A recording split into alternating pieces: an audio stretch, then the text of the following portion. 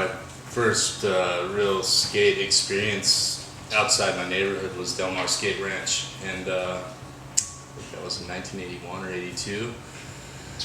So, my direct influences were obviously the guys from my local skate park. So I would have to say, Reese Simpson, Alan Losey, Adrian Denane, Tony Hawk, Gator.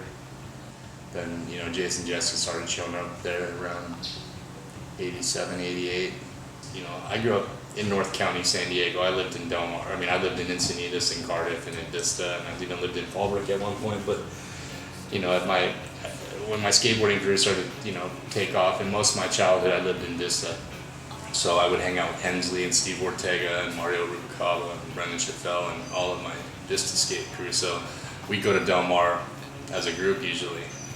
When I was real young, I'd go there with my brother, but once we started to get better and Del Mar became a regiment, then it would kind of be one of those after-school things, and Hensley would drive or whatever. So I was more influenced by my crew of friends than anybody, I think, at a certain point. Obviously I skated vert a lot, and so did my friends, Matt. Everybody skated vert back then, but there was a pinnacle where vert, the Del Mar closed, and there was only a couple vert ramps, and vert was obviously still big then, but it started to deteriorate, I think, because of that reason, and then street started to take hold, and even my friends that were somewhat vert skaters at the time just eventually started skating street too. And then a lot of our, hanging out was around the streets of Vista. Like, we didn't really have a place to hang out too often, so we would end up just meeting up at spots and then hanging out and, getting into trouble doing whatever we were doing. But skating was like our, that was the vehicle back then. 8th Street transpired mostly with me.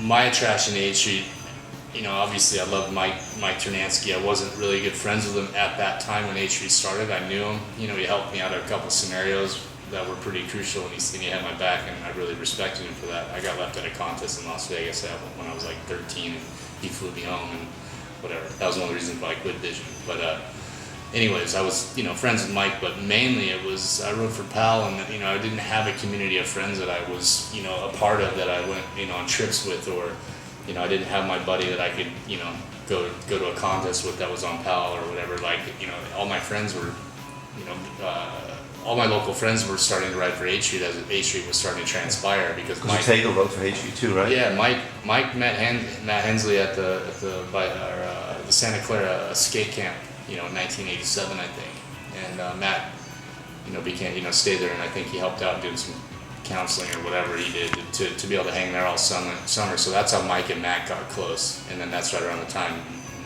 Mike and T-Mag were starting 8th Street. Hensley and I both skated for Vision. So Hensley and I did go do demos together and stuff. We would go do things all the time together. So he quit Vision to go do 8th Street, and then I was like, oh, what's that all about? You gonna leave me hanging over here? We were able to go out and make videos on, cameras that were held together with stickers and, that were barely, functioning. The videos were so cheesy, and the music was so bad, and the sound quality was the worst, but it wasn't about that at that time. Like, people were over the glitter. It was about skateboarding, and that was an era where people were sick of seeing all this bullshit, and that people wanted to see progression in skateboarding. And I think that, regardless if it was shot on a handy cam or if the music was, good quality or bad quality, it wasn't about that. It was just the pure fact that there was some new progressive skateboarding in this video that nobody had seen yet.